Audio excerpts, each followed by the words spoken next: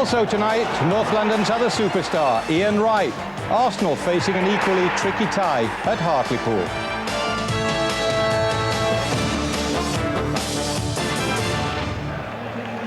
Last season, Aston Villa ended Manchester United's hopes of a treble triumph, unexpected but deserving winners of the Coca-Cola Cup. Who will succeed Villa in this season's competition? Already some of the big boys are in trouble. Manchester City find themselves a goal down, beaten last night by Barnet. And Everton are trailing Portsmouth after the first leg at Goodison.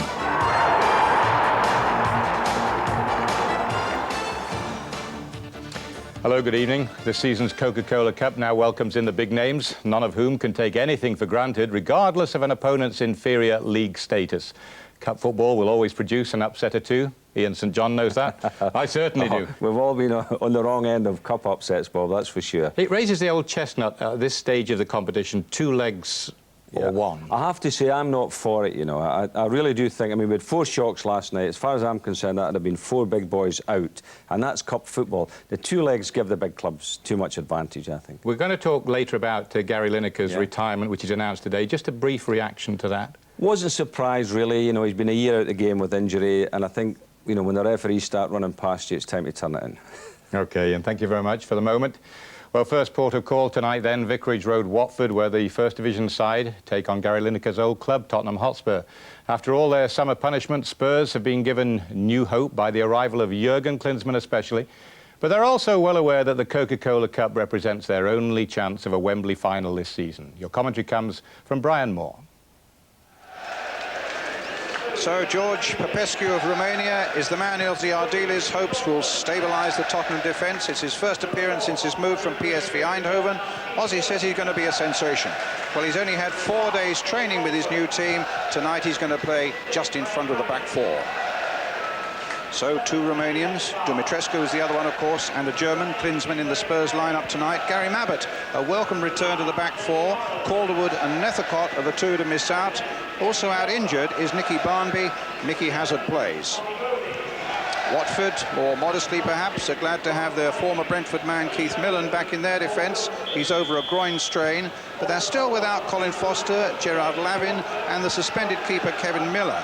Spurs for sure, though, are going to be hustled in the midfield by Hessenthaler and Payne. He's newly arrived from Southend. And there could be a goal threat, of course, from the former Millwall striker Jamie Morley. A referee tonight, John Brandwood of Lichfield in Staffordshire. And it's an all-ticket crowd here at Vicarage Road, but none at the Rookery end. There's a 1.6 million stand being built there. That should be ready by next April.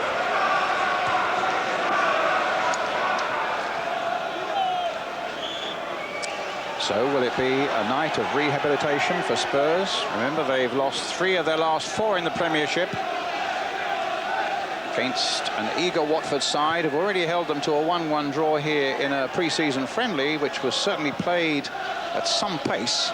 Ball played along there towards Sheringham. Klinsmann couldn't make it, and suddenly there's a break with Mooney now for Watford.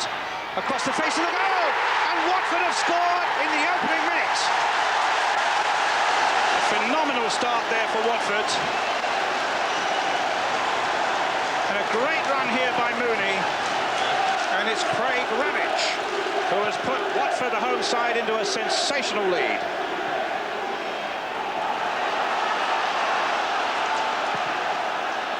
Ball hit long towards Morley. Well, that's an amazing start.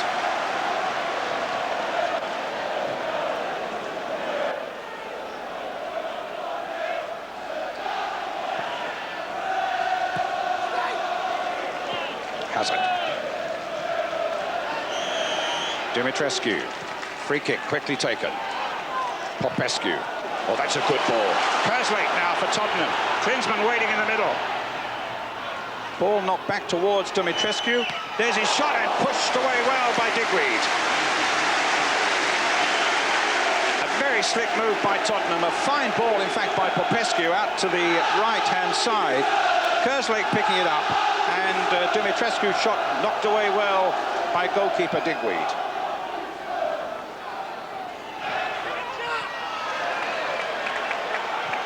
Hazard.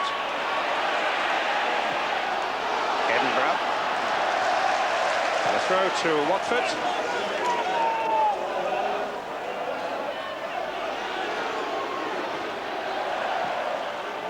Holdsworth getting that away for Watford.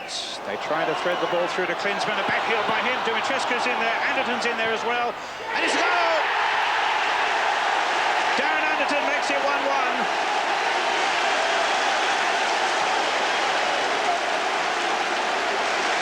And Spurs have recovered from that opening minute shot with a very slick goal indeed, scored by Darren Anderton.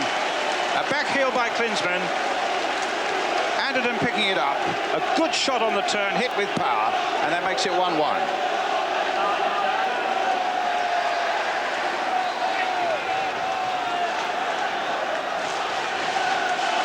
A great turn and a fine shot.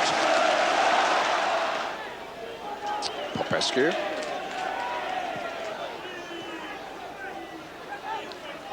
Anderton running into trouble in the shape of Andy Hessenthaler. But Hazard now taking the short ball from Popescu. Hazard again, playing it for Sheringham. Here's Edinburgh. There's the cross. Oh, Watford getting it into his way there. It'll come for Teddy Sheringham again. There's his header. Klinsmann looked for a moment for the overhead. And Watford get it away in the shape of Gary Porter on the far side.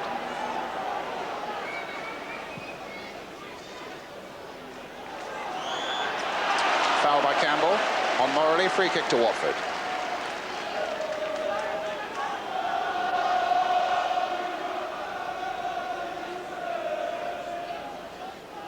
Millen is up.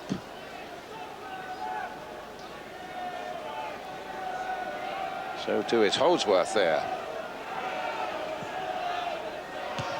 It was Campbell with a very positive header that got it away for Tottenham. Dumitrescu just keeping it in play.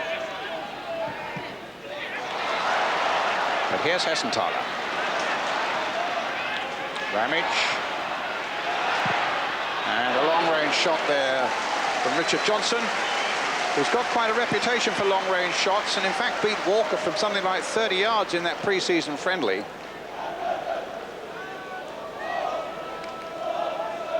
But way off the target there.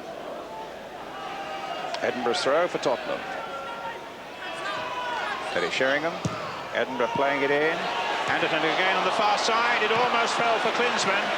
In the end, it was Johnson just tucking it away to Mooney. He's made some good runs down that left side already, Mooney. But he was beaten that time by Kerslake. Hazard. Klinsmann, good turn. Has he got the better of Holdsworth here? Still Klinsmann. It's another goal for Jurgen Klinsmann, who this season is a real goal-scoring machine for Tottenham. That's 8 in 7 games. He outpaced Holdsworth, looked up, saw the keeper, a flick with the outside of the boot, and Spurs go into the lead.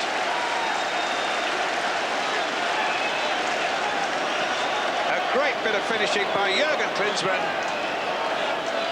and Spurs lead by 2-1. And certainly the crisis of the first minute now seems to be behind them. Hessenthaler. Campbell there quickly for Tottenham. Ramage. Finds Mooney. Finds Porter.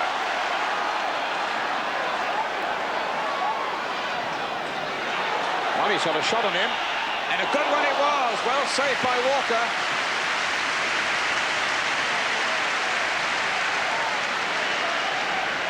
Just curling it around that last defender, but Walker covering it well. And Glenn Roeder, the Watford manager, looking fairly pensive, and just in front of him, Eddie Plumley, who finished yesterday as the chief executive here and today becomes a member of the Watford board. So good luck to you, Eddie. Ramage, good turn. Hessenthaler taking it on board. Get it out to Mooney again. There's the cross towards Morley, but too close to Walker. Millen, he's lost it. Sheringham picks it up. Once again in the middle is Jurgen Klinsmann. But Watford escape.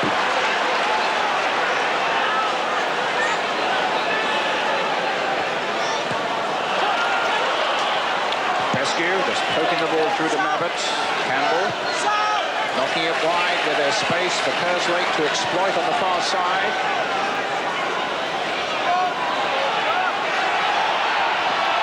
And across towards Klinsmann. A great header. Applause from his manager. His second of the night and Tottenham's third. There just is no way to stop Jurgen Klinsmann at the moment. And those who thought he was just coming for a last big meal ticket and a last resting place of an illustrious career just have to think again. Those last two goals of his have had class stacked all over them.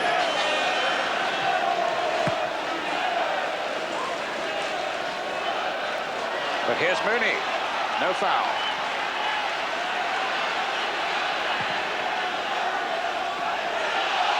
Spurs leading 3-1.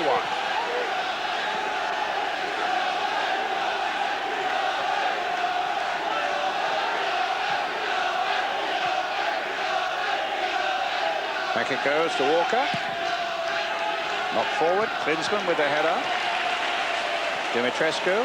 Forward to Klinsmann again.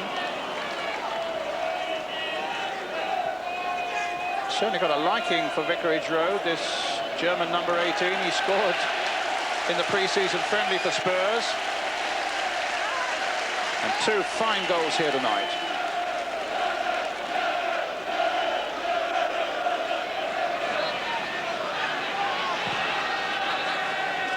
Long towards Klinsmann.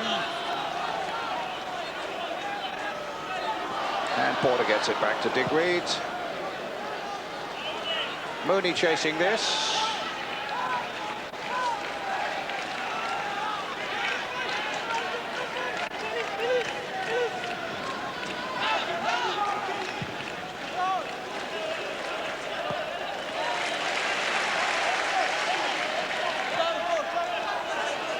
Anderton.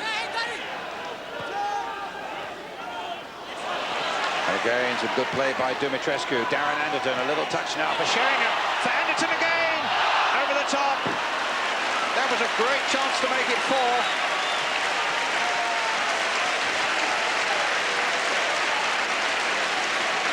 4. Little touch off.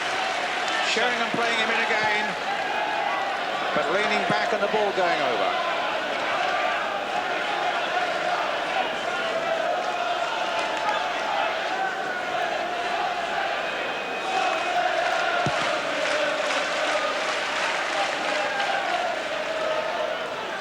Ramage, Hessenthaler. Payne just knocking it through again towards Ramage. Campbell there. Ooh, and it might come for Watford again. Might still come for them. Pushed away that time. Hessenthaler shot by Walker.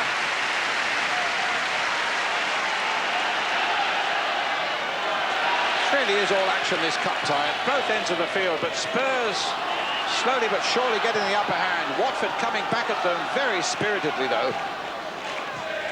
Mooney. Porter. Morley. Flag had stayed down. Spurs were looking at the linesman. Morley couldn't finish it off because Campbell and Mabbott were there on him so quickly. And Anderson now at the other end. Klinsmann wanting it short. Dumitrescu's made a terrific break. And he just couldn't get on the end of it. He applauds a fine ball from Anderton, though. But the ball safely with Perry Digweed. Hessenthaler. Popescu. Here's Kerslake.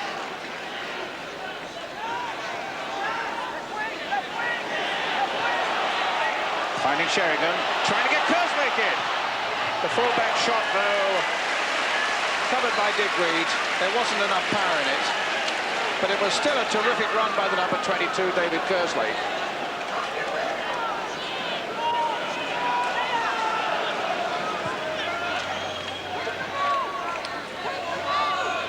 Here comes Campbell. Now Anderton again.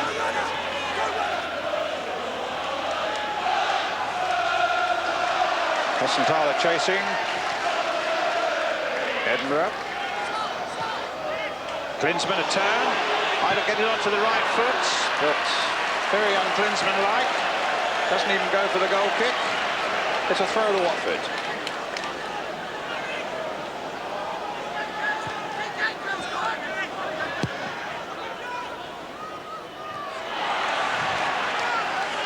Johnson for Watford.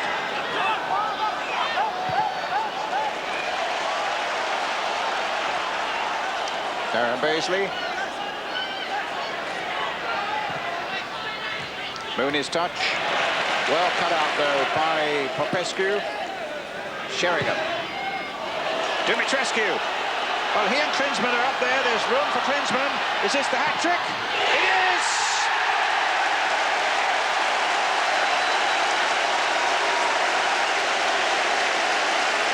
Which tops off a magnificent first half for Tottenham.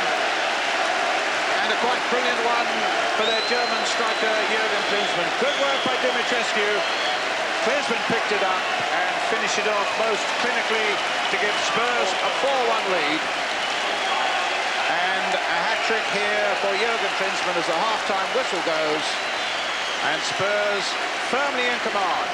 A tremendous first half for Klinsmann, of course. A good first half for Popescu, let it be said. And a brilliant one for Tottenham after that early setback with the goal by Ramage. So Watford get the second half underway. The game almost certainly beyond their reach now, with a second leg still to come, of course, at White Hart Lane. Edinburgh hitting it long. Holdsworth getting it forward to Johnson. Ramage playing it in. Anderton.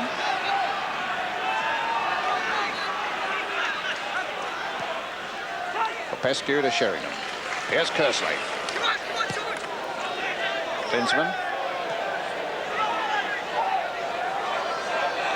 Kerslake again. Had some terrific runs in that first half. Stopped that time by Porter. Kerslake again, just knocking it forward towards Darren Anderton.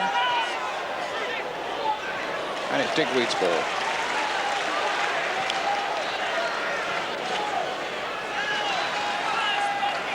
Porter. Anderton. Popescu. Sheringham. Given away again. Hessenthaler. Hessenthaler again. Mooney onto the left foot. A good shot! Striking the crossbar. Some excellent play by Hessenthaler leading up to that. Mooney again.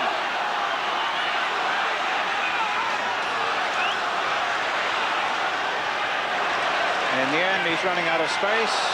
Surrounded by Mabbott and Hazard. Up to Anderton. Mabbott again.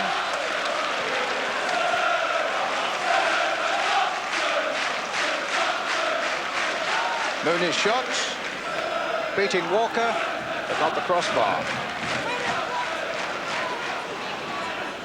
Just for the moment, you get the impression that Tottenham's appetite has been satisfied to that excellent first half of theirs with a 4-1 lead. Here at Watford again with Darren Baisley. Mooney chasing. A little trip there with Campbell. The flag has stayed down. A chance for Mooney. It's the second now for Watford.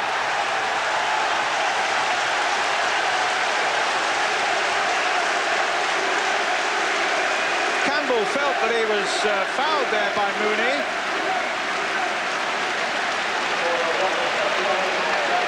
But Mooney went on. The flag stayed down. There was no whistle from the referee. Mooney finishes it off. And it's now Watford 2, Tottenham 4.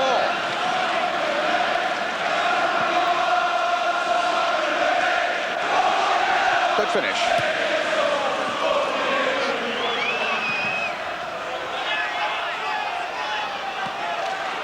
Nicely taken on his chest by Gary Porter. Played up there for Morley. Back for Mooney. Morley. Porter.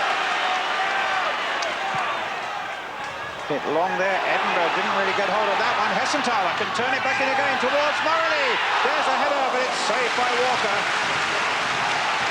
And away comes Spurs now. Played for Klinsmann by Danny Hill. Wants it back again. And gets it. Plays across there.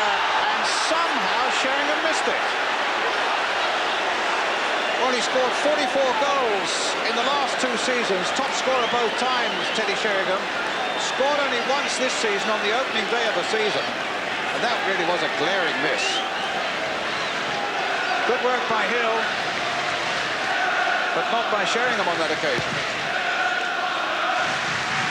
Spurs still lead 4-2. Up goes Mabbott. Porter. Hessenthaler. Morley getting in behind them. Good work by Walker. And gets it through to Mooney again. Will he turn and he shoot? Ramage with the shot, just wide for Watford. It's a terrific fight back now by Watford. But they're still 2-4 down. So close to a third goal. Some terrific keeping there by Walker. And Ramage just guiding it a foot wide.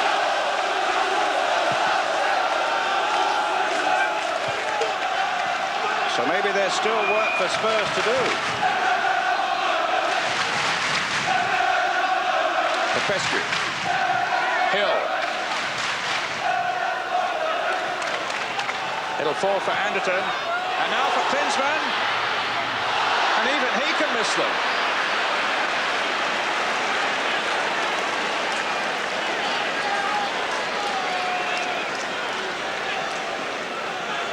Already a hat-trick to his name. A glaring miss by Sheringham and now by Klinsmann. And the flag had stayed down. There was no thought of an offside.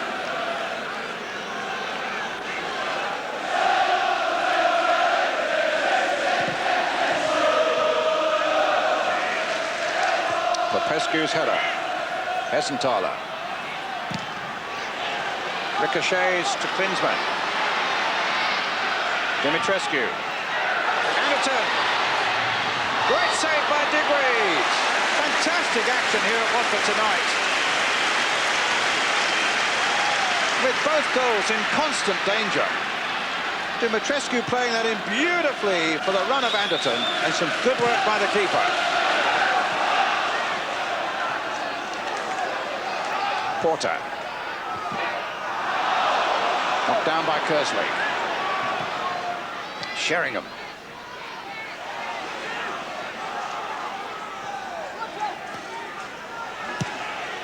Hill. Here's Sheringham. And this time he has scored. Well, it's been a long time coming for Teddy Sheringham, not since the opening day of the season as he scored.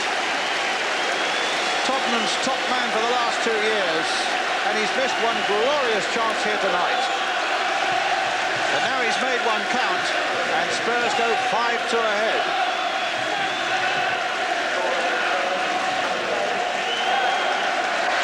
Defence again nowhere to be seen, and Sheringham made them pay for it.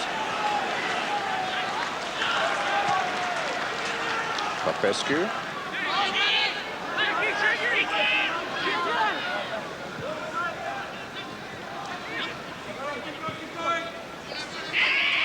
Edinburgh. Dimitrescu. Flick to his countryman. Popescu. Hits it long there for Kersley. Kept that in really well. Teddy Sheringham. Popescu. Edinburgh. Anderton. The top of the Watford crossbar.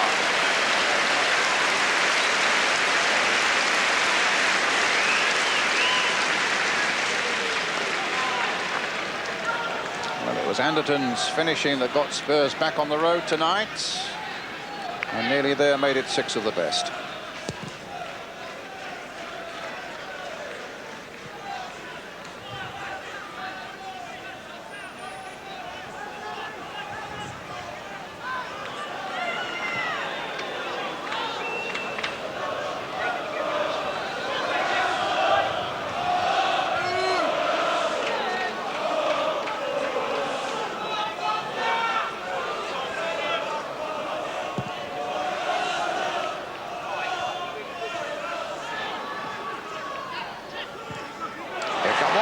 behind. Morley, can he get there first?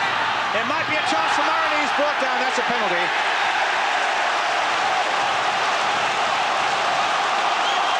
The referee might want a word with Walker.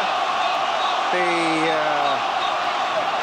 Watford fans are saying off, but I'm glad he hasn't done that. But it was a good darting run there by Morley. And as Walker came out, he took him pretty badly, to be honest with you. And it's Gary Porter with the penalty. Saved by Walker. Well, we've just about had everything now. 7 goals, a lot of chances, and now a missed penalty, and now a corner for Watford.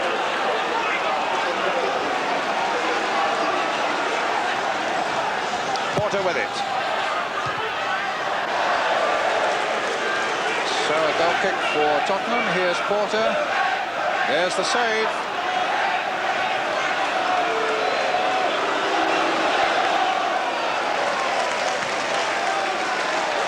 It's with Anderton.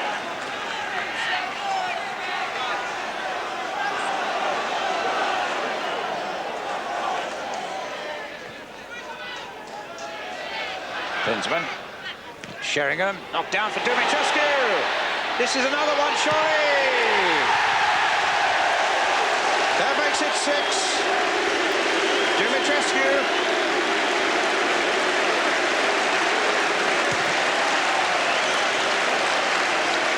Klinsmann's ball, flicked on. A nice chest down by Teddy Sheringham. And the Romanian international did the rest.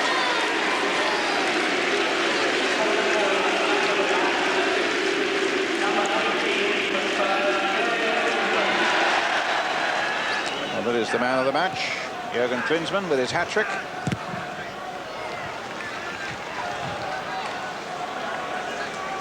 We're now coming to time added on at the end of an exhilarating 90 minutes.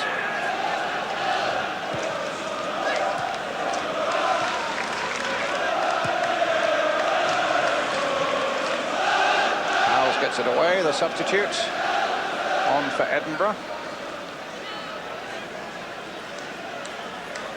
Mooney. Hesselthaler. Payne. And now Johnson. Flicked on by him. Hesselthaler with a chance here for Watford, maybe. That's another one. That makes it 3 for Watford, 6 for Tottenham. Well, it was Hesselthaler who got the ball in. Whether it took a little deflection here because the angle was such an acute one. Possibly it was Morley who finally pushed it over the line. But he goes round Walker. And in fact, it was probably an own goal by Gary Mabbott. Anderton chasing, but Digweed will get there first. The final whistle. What an extraordinary night of cup-tie football then. Spurs go into the second leg with a 6-3 lead. 9 goals, some very charitable defending on both sides, it has to be said. But out of it all, some really exhilarating football as well, particularly from Spurs and their attack in the first half. Klinsmann with a hat-trick. Anderton, Dumitrescu and Sheringham with the other ones. Ramage, Mooney and an own goal by Gary Mabbott right at the end. But overall, fantastic value for fans. And a final score then here at Vicarage Road. Watford 3, Tottenham Hotspur 6. Something that Jurgen mentioned there, because tonight we've learned that Tottenham have launched a bid against their FA Cup ban, against their £1.5 million, against their 6 points, but it's going to arbitration. That's right, non-football people as well, you know, lawyers and legal people. And, you know, I get the feeling that I think, you know, it might go well for them. I think maybe they can get reinstated in the FA Cup.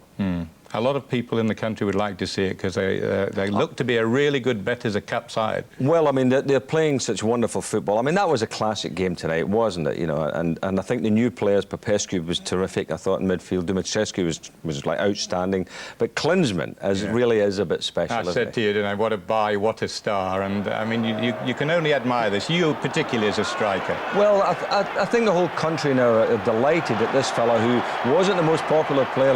Let's face it. But look at that. He lets the ball run past him without even touching it. Now, that's a great skill. Trevor Brooken used to do that, by the way. I thought, you know, that was one of Trevor's little tricks. And brilliant. But here you go, the header. Redirects it into the far corner. And have a look when it comes over. He's in the middle of the sandwich here. 2 defenders. Up he goes. He has a wonderful header of the ball. Great direction. Yeah, just placed it back where it came. And this was wonderful football, wasn't it? By the 2 foreign players. I mean, Dumitrescu's little back heel to him. Watch this. I mean, this is a classic. And there you are. We'll see a left foot. So he hit the first one with his right, header for the second, and a left foot there for the third. Perfect hat-trick. You can only admire Ozzy's philosophy, can't you? I mean, he started with 5 attackers at the beginning of the season. He's still got 4 in there tonight. Yes. Oh, I mean, we're all delighted the way Tottenham Hotspur are playing because, I mean, it's all entertaining football.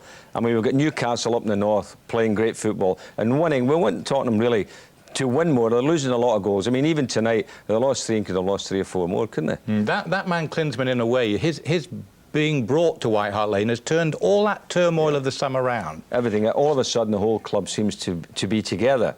You know, the fans are backing a club, the players seem to be pulling their weight, and the whole thing seems to have sorted itself out. You really thought Popescu had a good debut? Yes, I did. I thought he played very well, and as I say, I thought Dumitrescu going through the middle tonight, he had so many chances going through there, I thought he played well too. Yeah, wonderful. 10 years ago, he took his place in a young Hartlepool side. As for Arsenal, manager George Graham rests his Scandinavian internationals John Jensen and new boy Stefan Schwartz. We join it in the first half. Commentary from Gary Bloom. So, a quarter of an hour in, still goalless between Hartlepool United and Arsenal. Smith picks out Ian Wright. Merson. Good stop by Horn. That was a lovely 3-man move by Arsenal, which probably deserved a goal. And this should have been the opening goal of the game.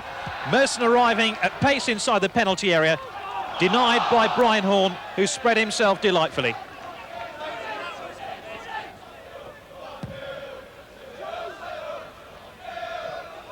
Thompson gives chase, Lineker's there. It was an ambitious ball to find Keown, but it was well done. Burgess now. Thompson. And Halliday's through here. He's round the goalkeeper. Halliday has missed it. Oh, what a gilt-edged opportunity for Hartlepool United. And Stephen Halliday could have become the hero of Teesside had he scored that goal. There was some poor Arsenal defending, and Halliday, once he'd taken the ball round Seaman, seemed destined to score. That miss will haunt him for year upon year.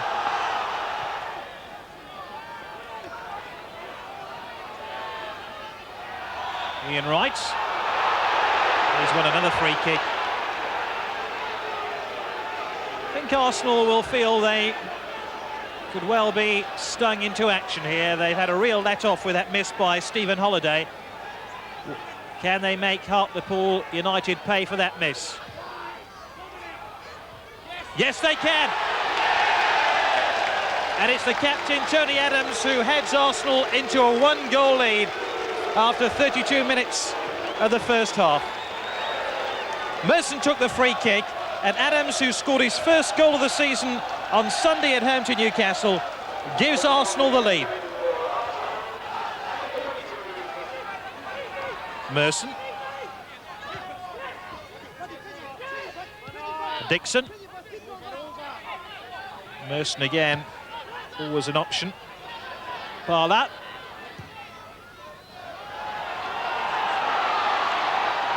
Nobody on the left-hand side of the penalty area, so Phil Gilchrist can bring the ball forward for Hartlepool.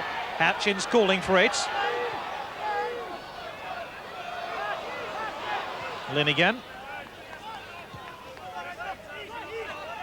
Parlour.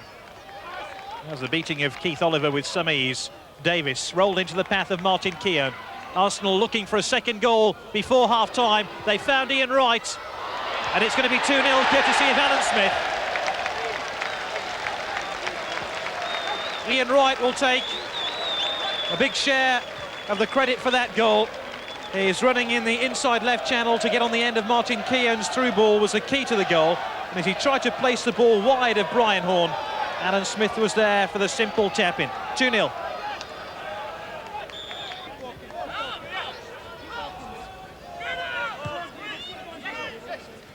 Walsh.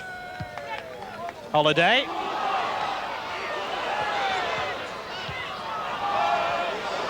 Tate was wrong-footed. Parlour wasn't, though. Gilchrist forces it back in. Now, can Thompson keep the ball alive? Oh, yes, he can. Holiday's in the middle here. This is Holiday.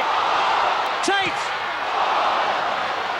Might come down to Lynch. The attack's not over yet for Hartlepool United. Oliver.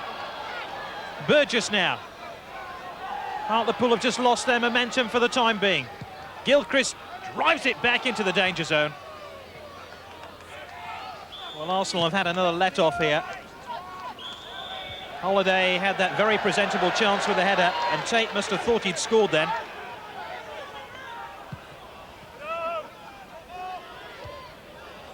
Tate. Lynch. Tate now. He's got the beating of Lee Dixon. Oh, and he watches the ball bury itself into the side netting after taking a deflection, and Mick Tate shows the way forward for Hartlepool United. His determination to get a shot in here was exemplary.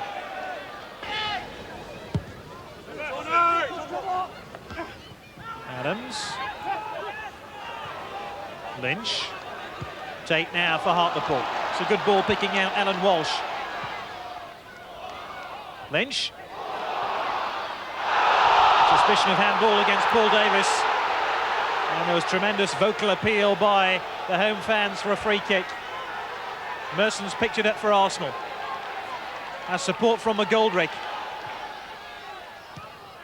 Away by Burgess as far as Paul Davis. And right through here, he's round the back and takes it away. Lovely finishing by Ian Wright. And his salute to the Arsenal fans sums up a very incisive Arsenal raid. Davis won the ball, and look how Wright stole in behind Burgess and tucked the ball wide of Brian Horne to give Arsenal a 3-goal lead.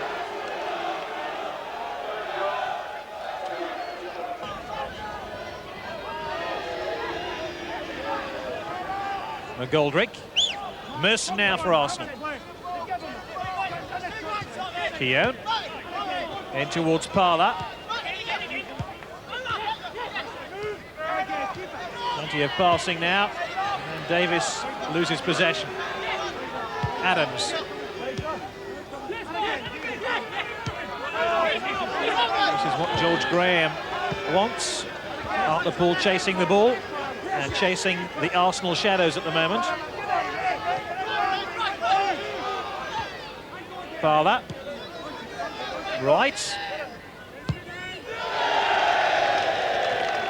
He's picked out McGoldrick. There was a mistake by Walsh there. McGoldrick's cross. Oh, that's a great Arsenal goal. Headed in by Paul Merson. Well, Paul Merson returned to Arsenal's team with 2 goals against the Cypriot Simonia Nicosia in the Cup Winners' Cup a week ago. But this was an easy header for him once McGoldrick had floated the ball in.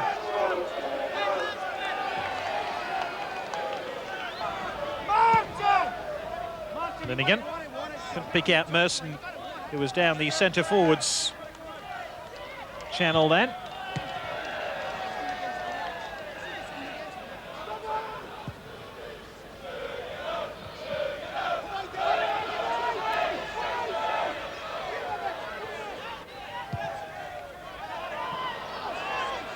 Selly. Wright sprints down the inside left channel, and he's round Phil Gilchrist. And he squirted the ball into Ian Wright. Oh, what a well-taken goal by the Arsenal striker. He left the Hartlepool United captain Phil Gilchrist for dead, following this long ball by Selly. Look at Gilchrist, he wasn't sure where the ball was. Ian Wright knew exactly where it was, and he knew exactly too where the goal was. He looked up and scores Arsenal's 5th goal of the night. Andy, welcome back to Hartlepool. Was it slightly nervy playing in front of, you know, your old fans and the old ground? I think I was probably more nervous tonight than probably playing at Wembley. But as I say, it was nice to get a good win and see a few of the family while I'm here. Now, Arsenal's league form is unconvincing at the moment, so how important was this emphatic win?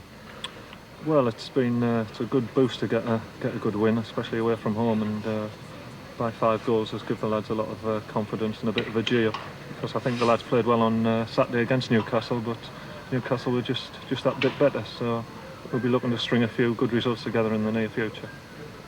Well, I know that's exactly what George Graham will want. He'll be happy enough with the 5 goals, because it's been a really poor start in the league, Ian, for Arsenal. It's made it a struggle for them, Bob, because, as you know, you can't really afford to lose that many games in the league. They've lost 3 already. Some people say about the Championship, they say 6, sort of maximum 7. They've lost 3 out of the first 6, so that's what you're saying, isn't it? Well, I think if you look, when Arsenal did win the league, I don't think they lost 6 games. Well, they only lost 1 the last time. Well, I mean, that was exceptional. And they've lost 3 already. And how many games have they played? They've only played 6 games in the league, and they've lost 3 already. So it's a terrible start for them. Interesting that George rested Stefan Schwartz, because I know you've been very interested about him. Well, I think he's a very good player. In the Makita tournament, he was terrific. But he just came back from the World Cup. He was fitter than anybody else. He was really, full of himself. But I think the boy needed a rest, Bob. You know, players come back off the World Cup and really need a bit of a break, need a rest. And he actually maybe needs a couple of games off. I'm sure he does. Coca-Cola Cup ties were played this evening. Action from some of those still to come. But let's just look back 24 hours to some of the best action and real shocks from last night's 17 ties. Gabriel Clark reporting. Not even the Barnet of the Barry Fry era could ever beat a Premiership side. Ray Clemence's cut-price team managed it within 27 seconds. Free transfer, Dougie Freedman got the goal. Clemence called it the greatest result of his career. It's been a difficult start to the season for Crystal Palace, but this result really was tough to take, because Armstrong, Salako and the rest should have wrapped up this tie long before Gary Bannister's shot came back off Nigel Martin for David Magic Johnson to inflict another defeat. The fizz has gone out of West Ham United's attack as well, and when Martin O'Connor flicked on for Stuart Watkins, it all pointed to another shock, especially with Walsall's players out to impress new manager Chris Nicol. Maybe the Cameroonian Charles Nuttemark tried just too hard to win friends and influence people. But West Ham were only too grateful for their first away goal of the season. They never threatened to build on it, though, and it was a sign of the problems Walsall were posing that even Steve Potts was panicked into a second and decisive own goal. After 4 straight defeats, Fulham's win was one of the gutsiest performances of the night. Kevin Moore headed them in front, and it didn't look like they'd have to dig deep until 20 minutes from the end. The Canadian international Paul Pescosiligo bobs and weaves inside the penalty area and wins himself a penalty for the challenge from behind. Fulham can't believe it. Toddy Oligson puts away the spot kick. And Stoke, still without a manager, but with 3 wins out of 3 behind them, took just 60 seconds to get another. Fulham thought there might have been a handball there by Pescosilido. Before they could appeal, though, the ball was in the back of the net from Nigel Gleghorn. But the sense of injustice only brought out the best in Ian Brandfoot's side. Alan Cork's streetwise experience wins Fulham a penalty. Now it was Stoke's turn to be on the receiving end of some controversial refereeing. Carl Muggleton guessed right to save Gary Brazil's penalty, only for the linesman to pop up and persuade the referee Muggleton had moved too soon.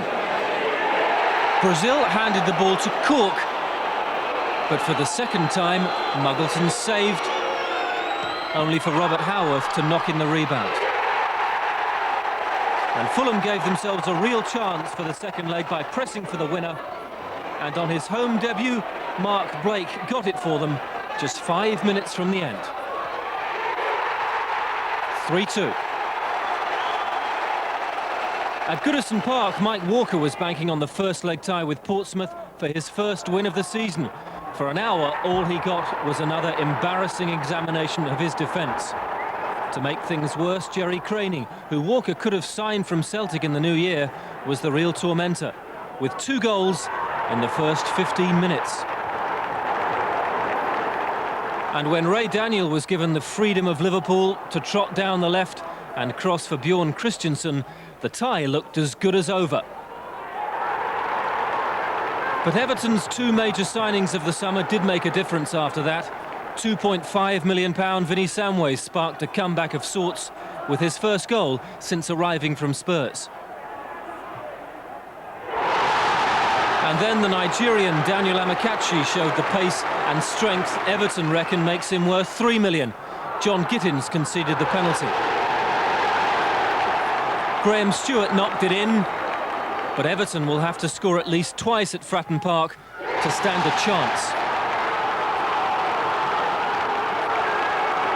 Reading, third in Division 1, carried that league form into the first leg tie with Derby. Commentary from Gary Bloom. Taylor did well to handle the ball. Oh, that's a back pass. Quinn, he scored. Oh, what an error by Derby County. Carsley, Gabbiadini, still Gabbiadini, and they have the equaliser in injury time at the end of the first half. Now here's an opportunity, Quinn, it's 2-1. What a splendidly struck goal by Paul Holsgrove. Gilks, he's pinched the ball now for Reading. Scoot to the back post, Quinn arriving! It's 3-1. Brentford could still cause a shock. They overcame Jed Brannan's soft goal inside 7 minutes to really test Tranmere, who'd won all 4 of their league games at Prenton Park rather more convincingly. Just 2,500 were at Selhurst Park, but Wimbledon still managed to lift themselves and probably do enough to make the third round. Kelvin Davis saved from Dean Holdsworth, but not from Marcus Gale. And then Mick Harford, brilliant since he arrived, according to Joe Kinnear, hooked in the second. Wimbledon aimed to improve on the quarter-final round they reached last year. It was the longest and some reckoned the toughest trip for a Premiership side, but Queen's Park Rangers were comfortable enough at 3rd Division Carlisle, who huffed and puffed but never really looked like matching Les Ferdinand's clinical header.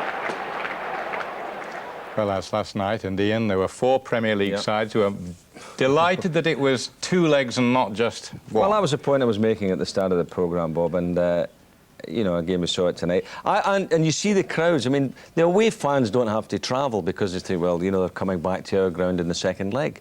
So the small gates, lack of atmosphere, and I think, as I said, the big clubs always feel they've got a chance. But maybe West Ham, Manchester City and Palace feel they can win it. But Everton have got to go down to Pompey, and that's not an easy one, is it? What is Mike Walker going to do? It goes from bad to worse for everybody at Goodison. Well, I live on Merseyside, and I have to tell you, I mean, the Everton fans are not too happy about the way things are going there. I mean, he has spent some money. They tried to get Muller to come over, and Muller wanted fortunes, didn't want to pay tax. I mean, nobody pays tax in Liverpool, you know, but he didn't want to pay tax and went back home. He's trying to strengthen the squad, but he certainly needs defenders as well as forwards. Hello again. We've already seen some typical cup tie cut and thrust. More now as Gabriel Clark rounds up some of tonight's other Coca-Cola second round first leg matches. Well, Manchester United included 8 reserves at Port Vale. Hugh Johns is the commentator. Kent will take this corner.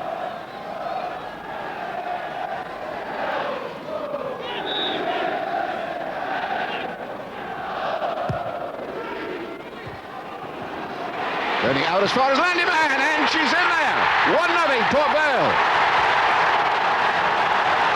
That looked like Sandyman.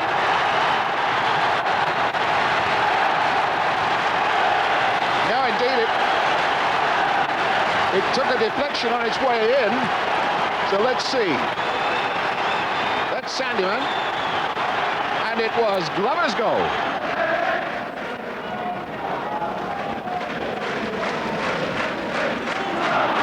Oh, yes.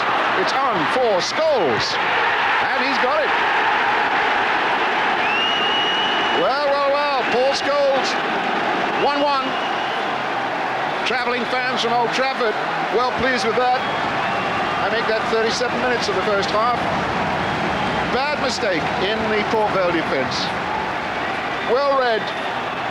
And Scholes had a scholarly touch on that one. Clare. Well, that'll drop to McClare again. Reaching for Davis. Did well. Good cross. Yes! Beautiful goal. And Scholes has done it again.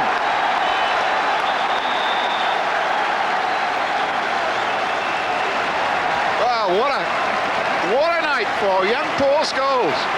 His debut, the 19-year-old, and it's all down to that super cross ball from Simon Davis. But didn't he head that well? Beautiful goal. 2-1 United. Well, at St James's Park, Newcastle were expecting to make it 8 wins out of 8 in all competitions. Commentary from Roger Thames. A little bit of room there for Redfern. What a goal! Barnsley take the lead. Neil Redfern, a super strike.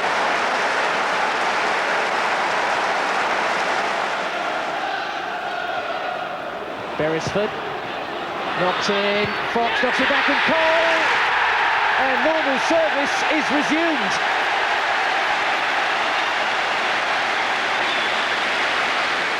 Beardsley now. Beardsley fires in the shot, but again Barnsley got enough men there.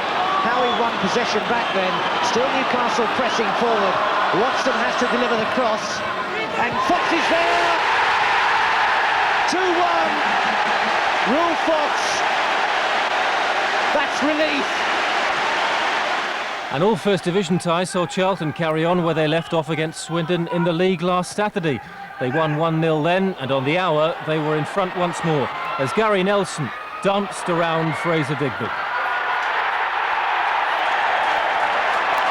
But it was a goal matched in quality soon after by Keith Scott. Charlton spent most of the evening dealing adequately with Jan Fjørtoft, but when Scott turned and shot all in one smooth movement, goalkeeper Andy Pedersen didn't stand a chance. Even so, the onus was still on Swindon to go for the winner, and that forward commitment caught them out badly in the final 10 minutes. They couldn't contain the tenacious Nelson, who might want to claim the goal, but it went in off a Swindon player.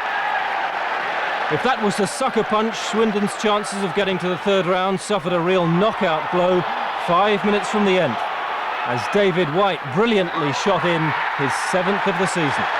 It's Charlton's third win in 4. Sunderland went to the New Den unbeaten in the league, but the durability that served them so well in Division 1 went missing for the first half an hour at Millwall. Mark Kennedy's flick gave John Goodman the chance for the first. And Tony Norman in the Sunderland goal had even less chance with Millwall's second. Kennedy is a talent Mick McCarthy rates up there with the very best, and that's why. And Millwall, who hadn't won for 6 games, really should have stretched away into the distance by half-time. 4 minutes later, Gary Bennett is penalised for handball. But Alex Ray's penalty kick is too close to Tony Norman. And after that, the balance of the tie shifted. 10 minutes into the second half, Don Goodman, who'd failed in front of goal several times himself, did rather better as goal provider, and Craig Russell made it 2-1. That's the way it finished, but only because the Millwall goalkeeper Casey Keller sacrificed himself 7 minutes from the end. Phil Gray is clean through, but Keller did the professional thing. It infuriated Sunderland, and Keller knew the referee had no alternative. He's now likely to miss the second leg. Bournemouth arrived in West London, bottom of Division 2, and without 5 first-team players. But the rout Stamford Bridge expected never arrived. David Rocastle's volley was the high point on one of those evenings when the outsiders scrapped and eventually frustrated. So much so that the Chelsea number 7, John Spencer, was lucky to still be on the field at the end after triggering off the sort of scenes rather out of keeping with the Glenn Hoddle regime.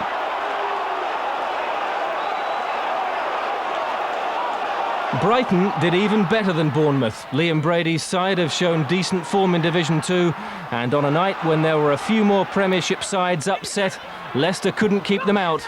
Kurt Nogan scored his 10th in 11 games, 13 minutes from time, and Leicester have a bit of work to do. But not as much as Ipswich Town. If it's a cup competition, Bolton are not the team you want to play. It took them just 6 minutes to ease into the scintillating form they showed in the FA Cup last year. Jason McAteer swept them in front.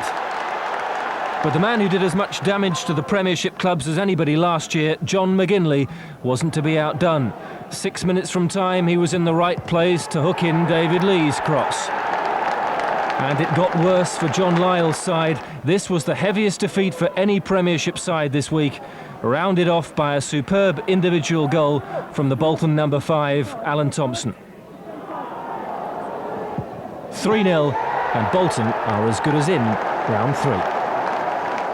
Ipswich defeated heavily, Brighton also losing, and we learned that Leeds United lost at home to Mansfield. Brighton winning. Yes, yes. More biggies going. Yes. I felt a little bit for Ipswich, who had a tough one on Monday against Norwich and must have been really tired to play that one tonight. But a couple of incidents tonight there. I mean, we saw Casey Keller being sent off, Bob, and I think you as a goalkeeper, you may have your sympathy with him, but I don't think he can complain at this one. It seemed really rash to come out there and go for the ball with his hands, didn't it? Now that's fine, Ian, isn't it? Fine. Where the inconsistency comes in, where earlier this evening we see at Vicarage Road, young Walker bring down the Watford player. Well, this is the point that we're always on about, the inconsistencies of referees. Now, I mean, Walker goes out here, doesn't get the ball, and I think blatantly pulls him down, doesn't he? Goes in there, pulls him down with his feet. Bang. Now, that is, for me, sending off. Now, 9 referees out of 10 would have sent him off, wouldn't they? But there you go, there's inconsistency, Bob, and I do think they've got to get together, the referees, and decide, do we send them all off or don't we send anybody off? Yeah. OK, Ian, thank you. Now then, here's Gabriel again with all tonight's results. Well, a good start for the holders. Aston Villa 5, Wigan 0, 2 for Dalian Atkinson, Dwight York, Dean Saunders and Neil Lamptey on his debut also scored. Brighton 1, Leicester 0, Chelsea 1, Bournemouth 0, Hartlepool 0, Arsenal 5, Ipswich 0, Bolton 3, Leeds United 0, Mansfield Town 1. The biggest shock perhaps of the week. Mansfield 83 places below Leeds, winning with a goal from Simon Ireland. Liverpool 2, Burnley 0, John Scales and Robbie Fowler got the goals. Millwall 2, Sunderland 1. Newcastle 2, Barnsley 1, Norwich 3, Swansea 0. Nottingham Forest 2, Hereford 1, 2 for Stan Collymore after Hereford led at half-time. Port Vale 1, Manchester United 2, Sheffield Wednesday 2, Bradford City 1, Swindon Town 1, Charlton 3, Watford 3, Tottenham 6. In the Scottish Coca-Cola Cup, Celtic 1, Dundee United 0, Falkirk 1, Aberdeen 4, and finally Hibernian 1, Airdrie 2. Now, our last chat tonight has to be about Gary Lineker's announcement of retirement today. How good a striker has he been, Ian? Oh, top quality striker without a doubt. I mean, his record is terrific in the game.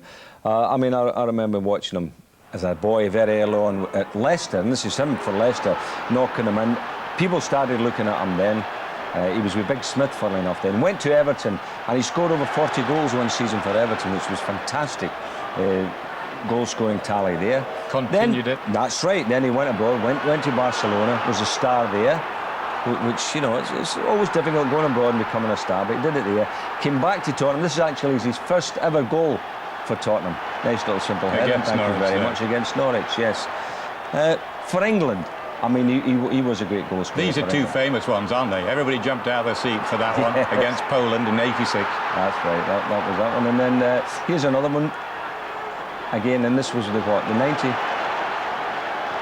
World Cup. That's the 90 World Cup against Germany. Yeah. His strike rate, extraordinary, isn't it? 48 in 80 internationals for England. One behind Bobby Charlton, and Bobby had played 106 games, you know, for his 49. So it was a shame in a way that he didn't maybe equal it. But having said that, my little partner, 44... I thought you'd mention him. Out of 57 games, Jimmy Greaves, had Alf Ramsey not left him out, and Jimmy would have been the record goal scorer without a doubt. I've got to ask you, what do you think Gary Lineker will do now? Well, funny you should say that. I think there's a job going at the BBC. I don't know if you've heard about that. I'm not daft, you know. I knew. I think my timing's very good, Ian. I think you jumped ship on that one. Thanks very much, Ian. Well, now, just time to remind you of some great football coming up on ITV, none more so than next Wednesday at 8:20, when there's live coverage from the Champions League. And look who it is, Galatasaray, the Turkish club who ended Manchester United's European Cup hopes last season. They take on United again in that intimidating cauldron in Istanbul. It's not to be missed. Later the same evening, highlights of the other Champions League games. That's at 11:10 with Jim Rosenthal. The following evening at 8 o'clock, a Carlton Sports Special brings you live coverage of Arsenal's Cup Winners' Cup second leg tie against Ammonia Nicosia, plus highlights of the Aston Villa Inter Milan UEFA Cup tie. Villa, of course, one down from the first leg. Before all that, this Saturday at 1:10, there's a Champions League special previewing next week's games, and on Monday night, every goal from the Ensley League in Ensley League Extra. That's all to come tonight, though, and on a day when an old Spurs favourite, Gary Lineker, announced his retirement, Tottenham's new striking hero, Jurgen Klinsmann, made it 10 goals in 7 games. Bye-bye.